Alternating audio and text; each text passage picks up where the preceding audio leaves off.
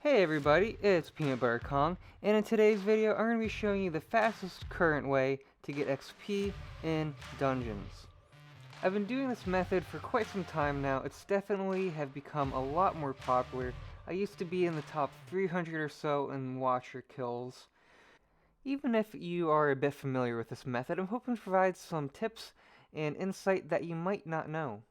Before I start breaking down strategy, I do want to point out the expectations. You should be able to get about 1000 XP in A grade in about a 3-minute or so time period, and that differs from a normal run, which might be about 1200 and change XP in about 7, 10, or 14 or 15 minutes, depending on how new or late you are to the 4th floor.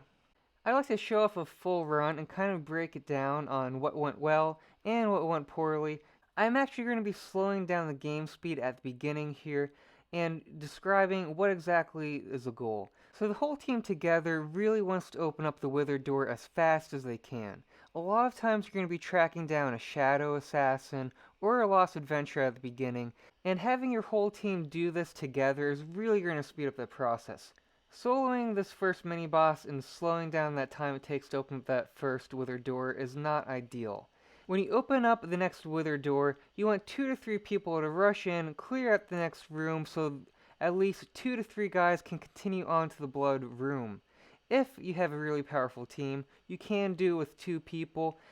In the event that you are the third person, you want to make sure that you go to a part of the dungeon that is relatively untouched and might be kind of lengthy to clear out. We're going to go back to normal speed. I'm going to criticize myself a little bit here, since I am killing some mobs without any stars next to their name. Ideally, you can avoid this. Sometimes, however, though, you might want to do this, especially if you know there's a lost adventurer on the other side, which in this case, it happens to be that there is one, and you might just want to make it a little bit safer for yourself. I do want to point out I'm walking into a puzzle room right now and then immediately walking out. Some of your teammates might be able to immediately solve some puzzles or a lot faster than you. Some of this might be skill, some of it could potentially be even some mods that people install. I like to note that was a riddle room and has a potential to solve immediately with a plugin from my understanding. This is a trap room, a very specific one that you could use a stonk and dig through this and immediately get the chest on the other side. Some of you likely know some of these tricks for the trap rooms or some other puzzle rooms, and that in my opinion is perfectly fine. You don't need anything special, it's just normal Minecraft mechanics that you're taking advantage of. I do want to take a moment to pause right here and point out something fairly obvious, but if you finish an area that you've been working on, make sure that you help out an area, especially a large area like the bottom left corner that this person is trying to work on, and there's still an undiscovered room down there as well. Something less obvious and that definitely slows down this speed is someone hanging out in that blood room or that red room in the bottom right hand corner. Especially if they've just opened up the door, they're going to be waiting there for a while for the watcher to release all of the mobs in that room before they can even complete it. Thus, effectively, you're going to have 4 guys completing most of the dungeon, while that 5th guy has been hanging out in the blood room. That's definitely not ideal. I do want to point out, you definitely want to make sure you return to the blood room once all the mobs, or just a little bit before all the mobs are complete and let out, so that you can make sure you can get through the portal as soon as possible.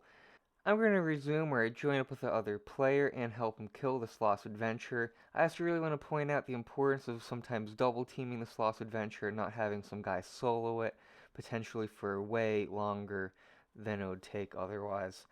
Now we've almost completed just about everything in this dungeon. We just have that bottom left hand puzzle. You can skip it if you want to.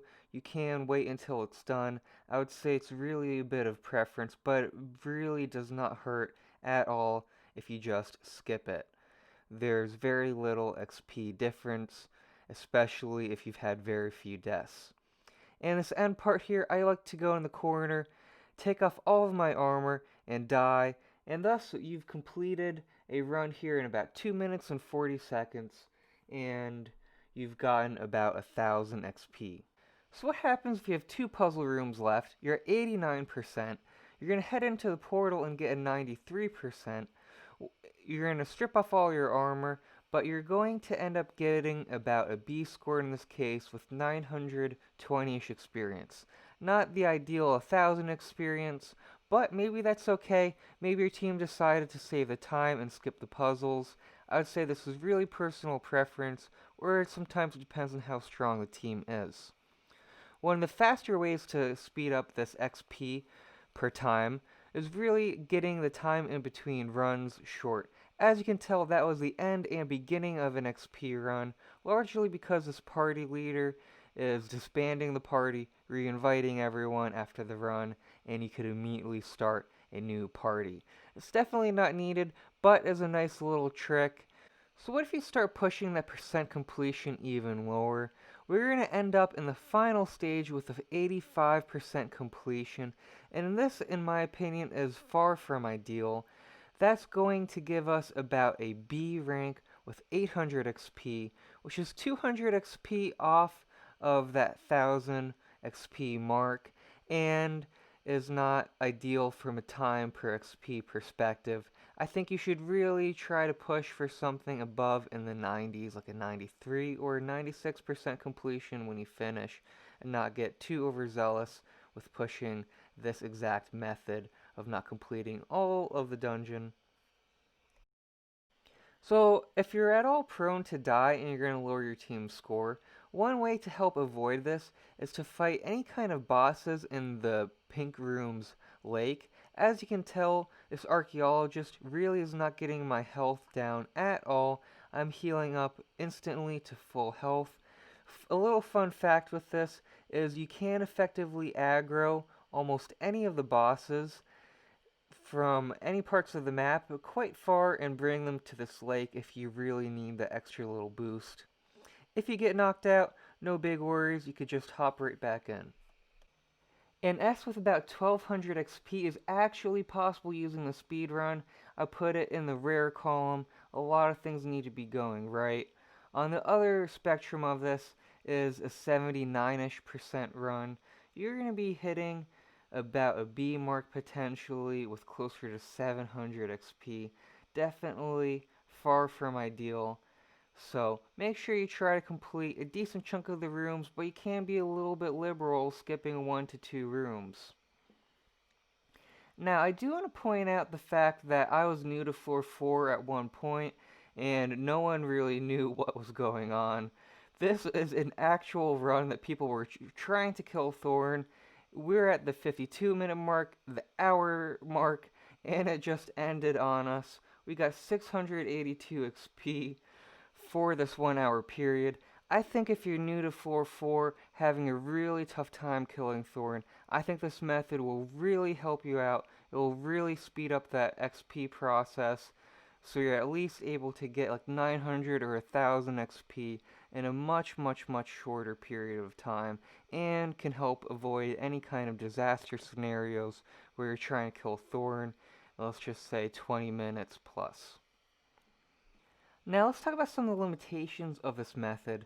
This is floor 1 using the Bonzo staff before it was nerfed, and as you can see, we started engaging Bonzo at about 4 minutes and 40 seconds, so no one could have really died when we first initially entered the room since Bonzo was chatting with us, and there's some text you have to wait for.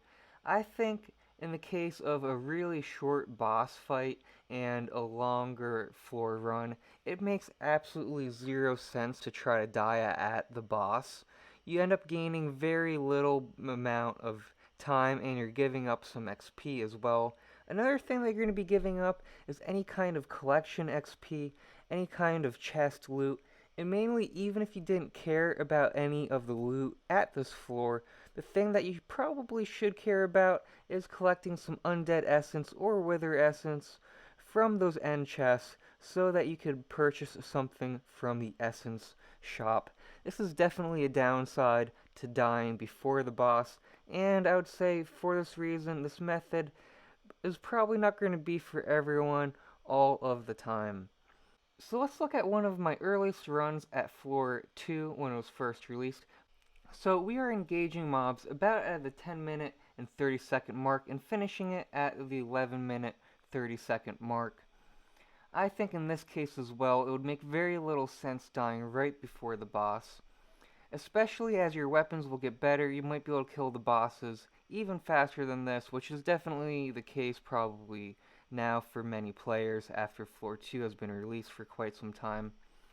I do want to point out, besides the essences that you might get, the XP definitely changes significantly for each of these levels. I got about 150 XP in this run. In the last Bonzo run that you saw, I got about 60-ish XP. Thus, you can see a very significant XP difference between each of the higher floor runs. And if I had to take a little bit of a guess, what will end up happening in the future is, since some of the beginning floors are labeled as small and the end floors are labeled as large, you should probably expect, in a reasonable guess, that dying right before the boss might not make sense all the time, especially if the dungeon floors themselves start taking a lot longer and the boss fights themselves are much shorter. So keep in mind when you're using this strategy for other floors, especially other than floor 4. I do want to throw out some general tips at the end of this process. Obviously, having people that are good on your team with puzzles definitely helps out, but making sure you have a variety of classes is definitely a big help. Having a team of only mages, yes, it's great for damage per second, and you might do it slightly faster. What you definitely are going to be giving up is other class XP, such as tanks or healers that end up being more support groups. Yes, they aren't going to be able to do as great damage per second naturally, but they will be giving you that XP to level up their class in case if you ever wanted to change classes or just kind of go for a general completion of more of the game. This is something that I would definitely strongly consider. I think people don't do as much as maybe they should otherwise. Another nice little obvious helpful hint is using speed pots or rabbit pots at the beginning to help up your foot movement speed.